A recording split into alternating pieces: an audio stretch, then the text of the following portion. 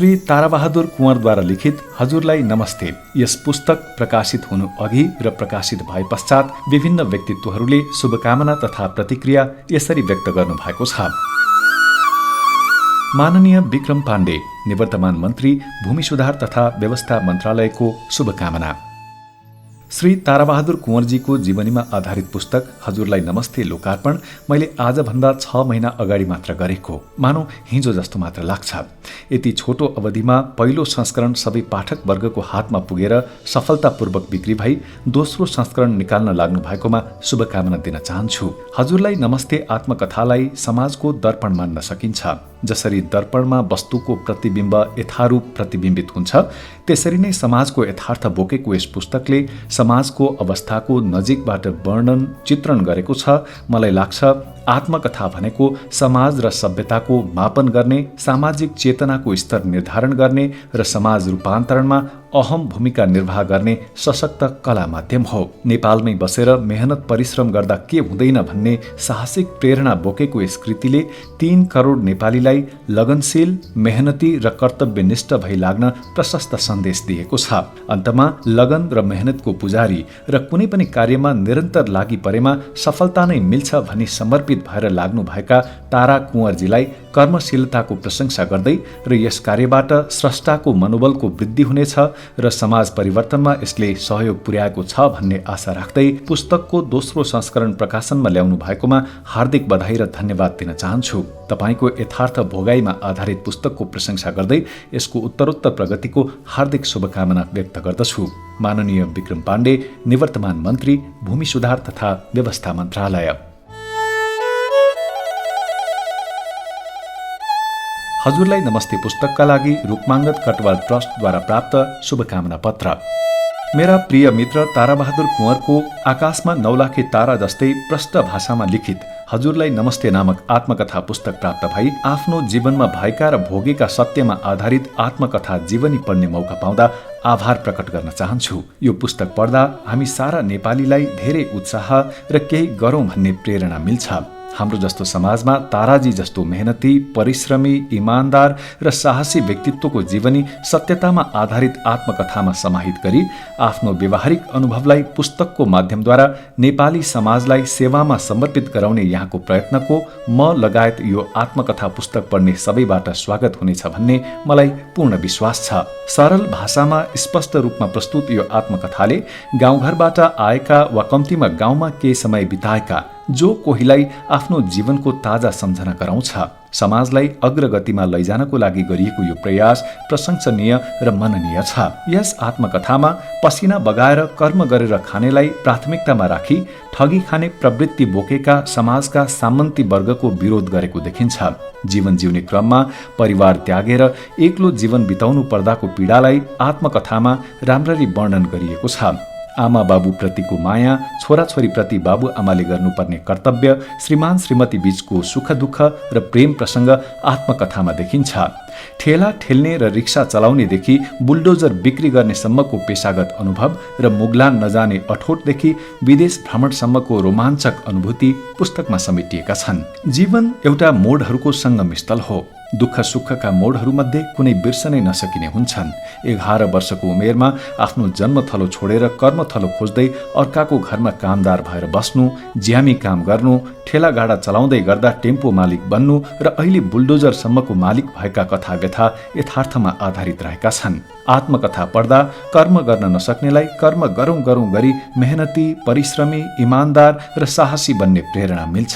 साथै ताराबहादुर कुँवरजीको यो आत्मकथा हजुरलाई नमस्ते पुस्तकबाट सारा 3 करोड नेपालीलाई यस्तै लगनशील, मेहनती, वफादारी, कर्तव्यनिष्ठ भई नेपालको समृद्धिको लागि तारा जस्तै झलमल्ल होस् भनी शुभकामना दिन चाहन्छु। धन्यवाद। रुकमाङ्गत कटवाल, अवकाश प्राप्त प्रधान सेनापति महारथी, रुकमाङ्गत कटवाल ट्रस्ट, ललितपुर।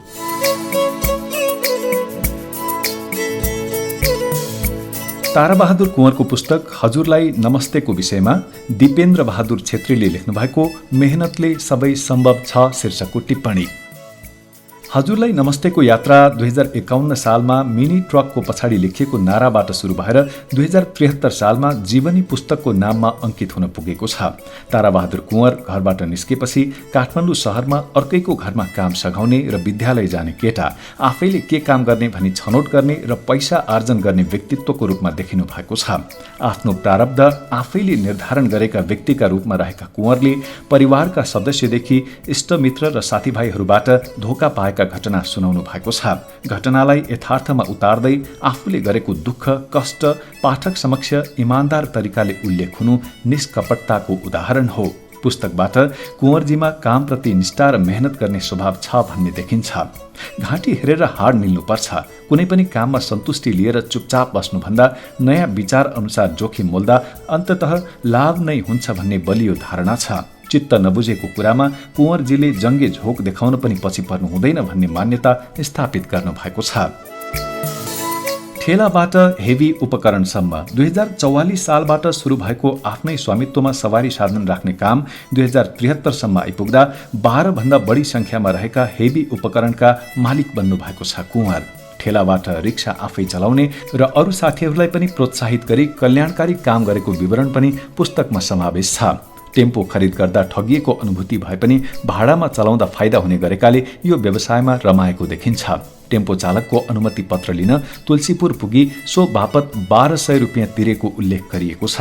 तर त्यहाँ 4 दिन बस्दा थप 5-6 हजार रुपियाँ खर्च भएको देखिएको छ। मादक पदार्थको सेवनले कहीँ लाभ भएको र कहीँ पछुताउनु परेको कुँवरले जनाउनु भएको छ। टेकुमा टेम्पो राखी घर फर्किँदा दुधिया र स्पेशल ब्रान्डको मादक पदार्थ सेवन गर्ने गरेको कथन पुस्तकमा पाइन्छ। कर्जा लिई 2 लाख रुपियाँ खल्तीमा राखेर हिँडेका कुँवर केही गुण्डाले छेकेर हमला गर्न थालेपछि सूर्याई देखाएर उम्कन सफल भएको हुँदा सोमरसले प्रदान गरेको शौर्यले जोगिन सकेको देखियो। साथी कहाँ बिहान बिहेमा सपरिवार पुग्नुभएका कुँवरले नव जन्मजात छोरालाई 2-3 चम्चा मात्र घुट्क्याउन लगाउँदा आधा बेहोस भई छिमेकीको सैनिक अस्पतालले उपचार नगरेपछि अन्यत्रै लगी 4-5 घण्टापछि बिउजिएको तथ्य मादक पदार्थकै नतिजा हो। सोमरस चिरिप्प पार्ने पनि ठाउँ हुनु पर्दो रहेछ, नत्र वर्दीधारीले सर्वोच्चलाई फोन गरेको नाटकपछि उन्मुक्ति पाइन्छ भन्ने पनि जनाइएको छ। यातायात, ढुवानी र निर्माण मध्ये हेभी यन्त्रमा भने कुँवरजीमा वरदान पाए जस्तै देखियो। दिनभर दोकान कुरेर राति टेम्पो चलाएर होस् वा दिनमा रिक्सा कुदाएर राति अर्कैको गोदामको रक्षा गरेर होस्, यातायातका साधनद्वारा आय आर्जन गर्ने काममा उहाँले दिलो ज्यान दिनुभयो। 2 दशक अवधि 2044 देखि 2063 सालसम्ममा रिक्सा केही थानबाट 10-12 वटा हेभी यन्त्रको स्वामित्व लिएको कुरा चान्चुने होइन। फेरि एउटा टेम्पो खरिदलाई आफन्तको गहना समेत धरौटीमा राख्नुपर्ने परिस्थितिबाट महिनाकै 2 लाख रुपियाँ ब्याज तिर्ने गरी वित्तीय संस्थाहरूबाट कर्जा उपयोग गर्नुलाई ठूलै फड्को हानेको मान्नुपर्छ। सवारी साधनसँगै जगेडा सामानको दोकानमा अघि बढेको कुरा टेम्पो व्यवसायदेखि हाल हजुरलाई नमस्ते कम्पनीबाट इन्धन र हेभी यन्त्रको जगेडा सामानको व्यापारले पनि संकेत गर्छ। 2051 मा मिनी ट्रक, 2055 मा ठूलो टाटाको ट्रकको जोहो गर्दै 2058 मा 7 वटा पुर्याएपछि बढी नाफा दिने मिनी ट्रक र ट्रिप्परको संख्या 17 पुगेको र सेवा दिँदै कमाई बढाउँदै सार्वजनिक सम्बन्ध विस्तार गर्न सकेको देखिन्छ। तर कामदारको भर पर्दा जल्दा बल्दा नेता केपी शर्मा ओली कहाँ गुणस्तरमा चुकेको बालुवा पुग्दा सम्बन्ध सौहार्द हुनबाट खलबलिएको र भावनात्मक रूपले माफी माग्दा पनि बाटो नसुझिएकोमा खिन्न भएको अवस्था छ।